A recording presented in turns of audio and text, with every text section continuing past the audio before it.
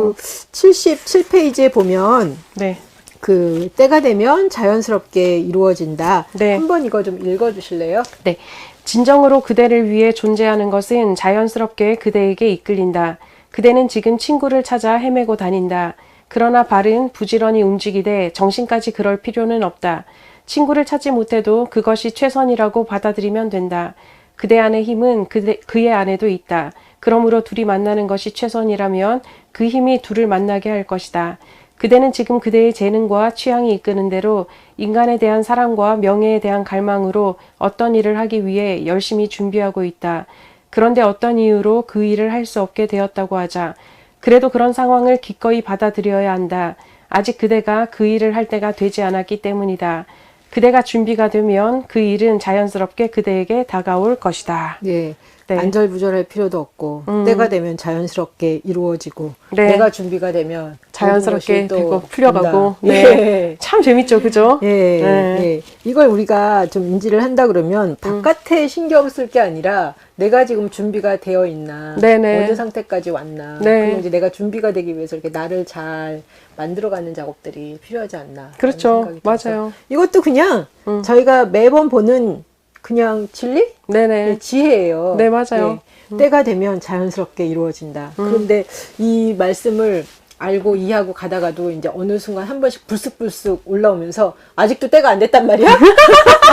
언제까지 기다려야 돼? 막 이런 생각들이 막 치밀어 올라올 때가 있잖아요. 맞아요. 눈에 네. 보이지가 않잖아요. 않으니까. 네. 예. 그러니까 조급함도 사실은 근데 우리에게 감옥처럼 다가오죠. 그렇죠. 그래서 나를 괴롭히는 부분이기도 그쵸. 하잖아요. 예, 예. 그런데 조급함이 나 자신은 아니니까요. 내 속에서 일어나는 감정이구나라고 봐줄 필요는 있고. 근데 이렇게 그러면 예를 들면 조급함이 올라올 때는 어떻게 하면 될까요? 아, 내가 조급해졌구나. 왜 조급해졌지? 아, 그래. 또 미래에 대한 불안감이 올라왔구나.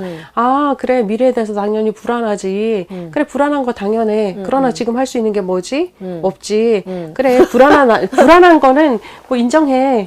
그런데 그게 내가 아니야. 그냥 뭐 조금 불안해 하자. 그러고 내버려 두는 거죠. 네. 뭐 어떡하겠어요. 불안한다고 뭐 바뀌지 않잖아요? 예. 네. 2장 보시면서 좀 네. 이야기하실 것들 해주시면 좋겠습니다. 그게 되게 저는 감동적이었는데, 곳곳에서 부딪히는 반대 의견에도 무심한 태도를 유지하는 것, 가장 현실적인 지혜 가운데 하나이다. 일희일비 하지 말아라. 라고 이야기를 하는 부분이거든요. 왜냐하면 이제 나 자신에 대해서 확신이 있으면 사실은 내 의견을 내놓았을 때 많은 사람이 동조하지 않을 수도 있잖아요. 그럼에도 불구하고, 거기에 대해서도 뭐 초연할 필요가 있다라는 거예요. 근데 무시하라라는 이야기는 아닌 것 같고요. 내 의견을 소중하게 여기고 다뤄주고, 그리고 귀를 열어서 그 사람들의 이야기를 듣되 그것이 나에 대한 반대가 아니잖아요. 그런데 우리는 사실 반대하면 나를 반대하는구나, 나를 싫어하는구나라고 생각을 되게 많이 하잖아요. 예. 그래서 자꾸 멀어지고 불편해지고 그 사람하고 떨어지고 싶고 그렇잖아요. 근데 그게 아니다라는 생각을 가질 필요가 있고요. 자기 확신이 있으면 그게 가능하고. 두 번째는 그 사람들의 의견 속에서 내게 맞다 할지라도 그 사람들이 뭐 어떻게 이야기를 해도 나에 대한 공격이 아니다라고 받아들여주면 또 그것도 그닥 신경에 안 쓸 수도 있겠구나라는 생각이요.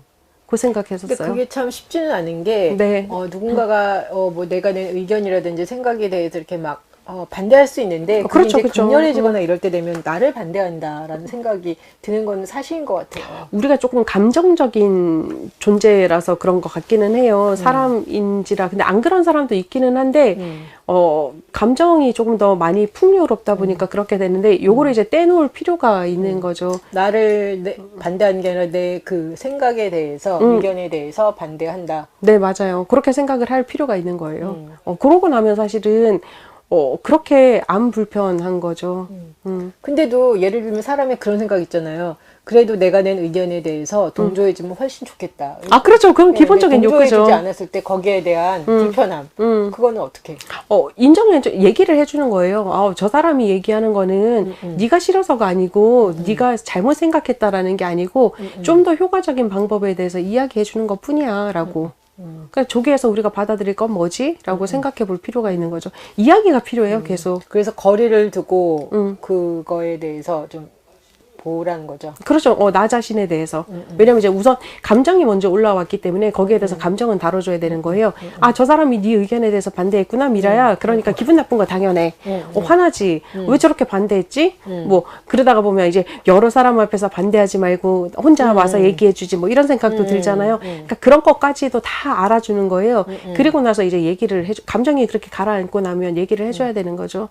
아, 이게 너에 대한 반대가 아니라 좀 더 효과적으로 이 일을 처리해 나갈 때 혹은 효과적으로 이 생각을 이제 키워나가는 방법에 대해서 다르다라고 이야기를 하는 거야 라고 얘기해 줄 필요가 있는 거죠. 그게 보니까 네. 예를 들면 제가 이렇게 신뢰관계가 있는 분, 네네, 맞아요. 신뢰관계가 있는 분이 그 뭐 이야기를 내고 의견을 냈는데 제가 낸 의견에 대해서 그건 아니야라고 얘기를 했을 때 사실 상처 안 받아요. 아, 그렇죠. 신뢰가 있으니까. 아, 그래요?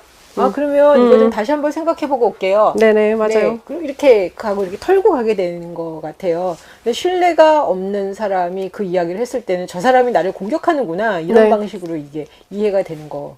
그쵸. 왜냐면 이제 내가 기본적으로 그 사람이 싫기 때문에 감정이 먼저 아. 올라와서 그렇거든요. 그렇지 네, 않아요? 근데 처음 보는 사람이 그러면 처음 신경 보는 안 쓰나? 사람이라도. 처음 보는 사람이 내 의견에 반대하면 신경 안 쓰지 않으세요? 신경 쓰이세요? 신경 안 쓰는 것 같기도 해요. 왜냐면 이제 그냥 뭐 예를 들면 우리가 같이 일을 하는 거예요. 근데 제가 선생님을 싫어해요. 근데 매사 선생님이 나하고 다른 의견을 내는 거예요. 그러면 뭐야? 이런 거죠. 근데 선생님하고 신뢰관계가 있는데 얘기하세요. 막 반대해요. 선생님이 좀 더 좋은 생각이 있구나 되잖아요. 근데 길거리에서 받아들여지는 거예요. 그렇죠. 이거는 이미 수용의 개념이 들어가는 거고요. 근데 처음 보는 사람이 와가지고 막 반대하면 뭣도 모르는 사람이 그러고 무시하지 않으세요? 아, 그렇죠. 네. 그러니까 차이가 있는 거죠. 네. 이거는 이제 감정이 바탕이 되어서 그런 부분이거든요. 근데 살다 보면 네. 이렇게 가끔 싫은 사람들이 있잖아요. 있죠. 그러면 어떻게 해요? 싫은 사람이 있지만 그 사람이 내는 의견에 대해서 기꺼울 때가 있죠. 내가 얘기하는 때 예, 반대를 예, 하면 예. 나를 공격하는구나라고 느낄 때가 종종 있죠, 사실. 그리고 우리가 어디를 가든 싫어하는 사람 항상 한 명, 두 명은 항상 있잖아요. 그러니까 거기에 대해서 그냥 인정해 주는 거예요. 네가 저 사람이 싫어가지고 자꾸 공격한다고 느끼는구나. 왜 자꾸 공격한다고 느끼지? 그럼 이제 그 사람하고 역동을 생각을 하다 보면 억울한 부분이 있으니까 내가 자꾸 공격받는다라고 느끼는 거잖아요. 내가 안 억울하면 내가 공격을 하는 거잖아요, 사실. 그 사람이 억울하겠죠? 둘 사이에서 어떤 역동 자체가, 그죠? 그러니까 내가 왜 억울해야 하는지 한번 원인을 찾아보고 나서 그 부분에 대해서 알아줘야 되는 거죠, 내가. 자꾸 당했다라고 생각을 하는구나. 저 사람이 자꾸 내 공로를 가로챈다고 생각을 하는구나. 억울했겠다. 그런데 이제 그건 이제 충분히 알아주고 나면 이제 다시 한번 생각을 해봐야 되는 거죠. 그럼 미라야, 우선 보자. 이게 억울한 상황에서 얘기한 건 아닌데, 물론 이제 얘기하는 방법이 내가 끼꺼울 수는 있어. 그런데 한번 현실적으로 생각해 봤을 때 이게 조금 더 어떤 게 더 나을지 한번 생각해 보자. 이렇게 얘기하는 편이에요, 저는. 그래서 저는 이제 어제 뭔가를 이렇게 이렇게 보고 듣고 이렇게 생각을 하다 보니까 네. 어떤 부분에 있어서 난 내가 상처받았다, 네. 피해받았다 이런 생각이 있는 부분이 있잖아요. 네네. 그래서 나는 피해자야, 그럼 난 상처받았어 이런 생각에 어떻게 보면 이렇게 좀 집착이 가 있었는데 보니까 네. 내가 그 관계에 있어서는 뭐 피해자고 상처받은 사람일 수 있지만 또 보면 나도 그 사람한테 똑같이 했을 거예요. 그러니까 가해자하고 네. 상처를 주고 네, 맞아요. 그래서 나는 예를 들면 한 부분에서만 생각하고 싶었던 거죠. 나는 피해자야, 상처받은 네, 사람이야. 맞아요. 이렇게 생각을 하고 있었는데 보니까 나도 상대방한테 피해를 주고 맞아요. 네. 상처를 주고 있네. 이게 다 서로 주고받는 거구나. 그러다 보니까 왜 예를 들면 뭐 피해자, 상처받았다 이거에 대한 이렇게 뭐 확고한 그 생각들이 이렇게 흔들리기 시작하는 거. 왜냐면 나도 똑같은 짓을 했다는 거지. 맞아, 경계선이 흔들려지는 거죠. 그죠? 예, 경계선이 흔들면서 그냥 대충 이러면서 넘어가야 될 것 같아. 나는 피해자고 상처받은 자다 이렇게 생각했는데 나도 보니까 똑같은 짓을 하고 있었어. 이러면서 이게 막 흔들리니까 뭐라 그러나 조금 더 편안해지고 그냥 웬만하면 다 대충 다 넘겨야 되는 거 아닌가 이런 생각이 드는 거예요. 맞아. 감정적인 부분에서는 조금 더 그런 부분이 있는 거예요. 사실은 피해를 보고 상처를 받는 것도 나거든요. 그리고 피해를 끄집어 오는 것도 나고 상처를 끄집어 오는 것도 난 거예요. 그러니까 그 사람이 의도와 상관없이. 예를 들자면 제가 언니한테 그러는 거죠. 언니, 오늘 핑크 되게 안 어울려요. 이렇게 얘기를 해요. 괜찮으세요? 이 얘기 들어도? 핑크 안 어울려요? 나는 어울린다고 생각해서 상관없는데? 그죠? 그죠? 근데 만약에 그러는 거죠. 언니 되게 못됐어요. 뭐 네가 그렇게 생각하나 보지? 그런 때 기분이 나쁜 거잖아요. 그죠? 이게 무슨 얘기냐면, 어떤 얘기에 대해서는 예민하게 반응이 나오고, 어떤 부분에 대해서는 괜찮게 반응이 나오는 거예요. 그러니까 피해를 보는 것이나 상처를 받는 거나 감정적인 부분에 있어서 관계에서, 그거는 대부분 내가 끄집어오고 오는 거예요. 저 사람은 어떤 의도도 없는데, 아무 생각 없이 그냥, 오늘 분홍빛 입었네? 오늘 저 언니 딱 처음 봤을 때, 언니 핑크빛 그 베스트를 입었네? 베스트가 핑크빛도 있네? 그냥 그러고 한번 봤단 말이에요. 그러니까 아무 생각 없이 그냥 본 거였거든요. 근데 받는 사람 입장에서는 다를 수가 있다라는 거죠. 그러니까 피해도 그렇고 상처도 그렇고 내가 끄집어 오는 거거든요. 그러니까 제가 지금 드리는 말씀은 뭐였냐면, 네. 예를 들면 나는 이제 피해자다, 나는 상처받았다, 그러니까 나는 잘못이 없다. 그것도 아니에요. 쌍방이에요, 어차피. 아니, 그러니까 이제 그렇게 생각을 굳건히 하고 있는 거죠. 맞아요. 예. 그러니까 나는 잘못한 것도 없고 나는 피해받았고 상처받았어. 이렇게 이 생각이 굳어져 있단 말이에요. 그런데 이렇게 나를 어느 순간 이렇게 돌이켜 보니까 내가 상처 주는 것도 있고 맞아요. 내가 피해를 주는 것도 있고 이러고 있는 거예요. 그러면 내 생각이 다 맞는 게 아니죠. 아니잖아요. 맞아요. 예, 그러니까 이 자체가 다 흔들흔들 하는 거예요. 맞아요. 그래서 저는 속으로 잘 됐다라는 생각이 드는 거예요. 이거 흔들리기가 이렇게 힘들었구나.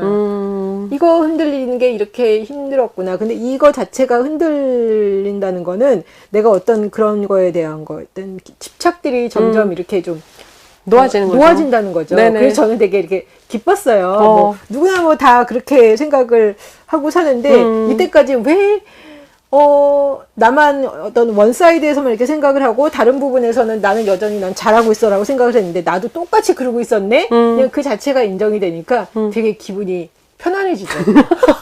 그것도 좋은 관점 중에 하나예요. 네. 진짜.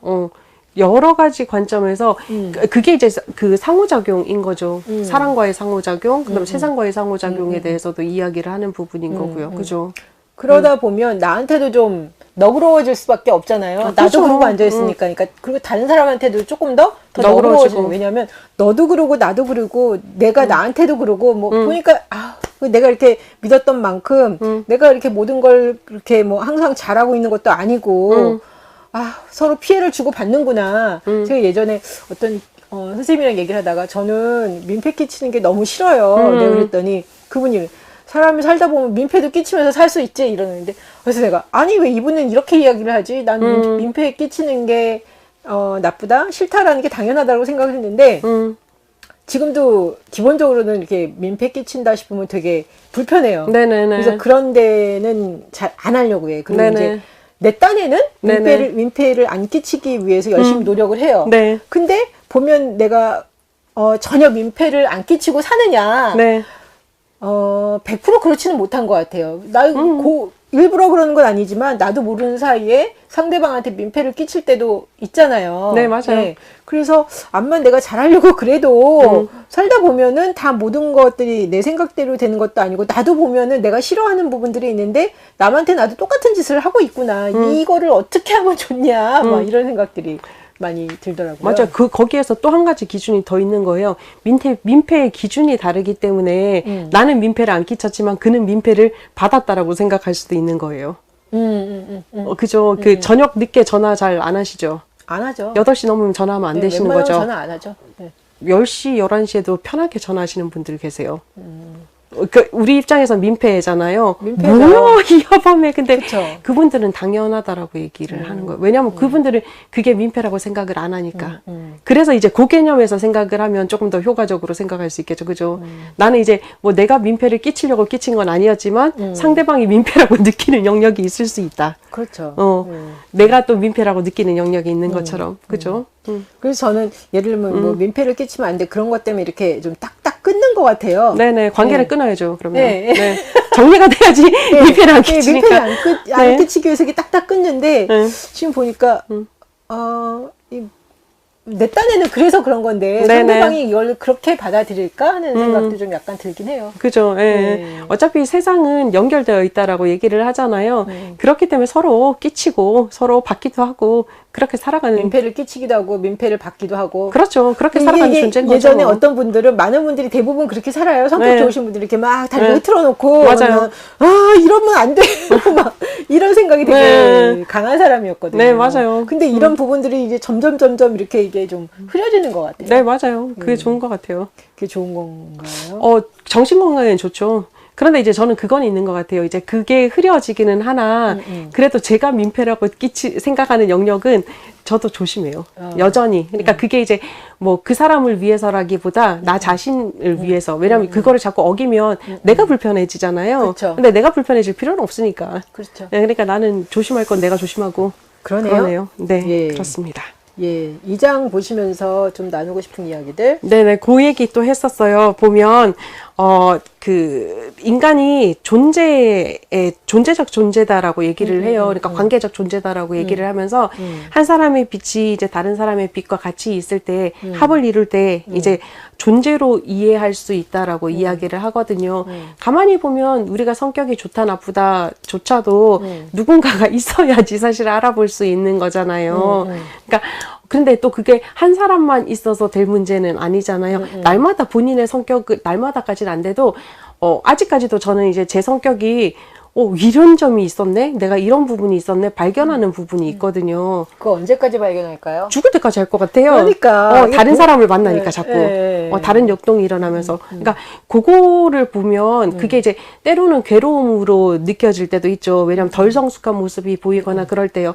그럼에도 불구하고, 그런 감정을 느낄 수 있다라는 것 자체가 사실 내가 살아있다라는 걸 느끼게 해준다라는 거예요. 그래서 같이 있는 존재들이 참 귀하고, 또 같이 살아가는 사람들 자체가, 참, 나를 보는데 좋은 도구로서 역할을 해주시는구나라는 걸 생각해 보게 됐어요. 어떻게 보면 이렇게 못 보던 내가 인지를 못했던 내 모습이 보인다는 거는 네네. 감사한 일인 것 같아요. 네, 맞아요. 네, 그러게요. 기꺼울 수도 있고 안 기꺼울 수도 있지만 네. 또 뭐라고 얘기하냐면 네. 그가 읽은 책, 우리가 상대를 알아볼 수 있는 가장 좋은 방법은 상대가 읽은 책, 상대가 관계하고 있는 사람들, 상대의 옷차림, 취미, 걸음걸이, 눈의 움직임, 방을 보면 알 수 있다라고 얘기를 하잖아요. 그러면서 저는 이제 제 책상을 생각해 보면서 딱 뒤져봤어요. 그래, 나는 정돈이 안 되어 있는 사람이구나라는 걸 다시 한번 깨달았죠. 되게 정돈되어 있는 것처럼 저는 말투나 행동은 항상 그렇잖아요. 말투는 되게 딱딱 풀어지는 편이거든요. 그리고 또 그 교회에서 일할 때 보면 되게 딱딱딱딱 잘라서 하는데 제 책상은 저희 이제 교육자실에서 제일 많이 쌓여 있는. 그래요? 좀 정리를 잘 못해서 제 방도 마찬가지기도 하고요. 그래서 나는 잘 정리가 원래 천성적으로 정리가 잘 안 되어 있는 인간이구나 생각했죠. 그 말도 맞는 것 같아요. 여기에 뭐 친구라든지 보는 책이라든지 관심사든지를 보면 그 사람이 어떤 보이죠. 사람인지 어떤 사람인지 대충 이제 알 수 있다. 그게 맞는 것 같아요. 어떤 사람은 처세술 책만 죽도록 읽는 사람이 있어요. 처세술? 어떤 사람은 책 읽는 거 싫어해서 유튜브로 처세술 아니면 뭐 그 맥잡기 뭐 이런 거 죽도록 보는 사람도 있고요. 그러니까 되게 다양하죠, 그죠? 예. 근데 그런 거 보면 이제 그 사람이 그렇구나라는 걸 알 수 있다라는 거죠. 네. 네. 또 미루지 말고 오늘을 살아야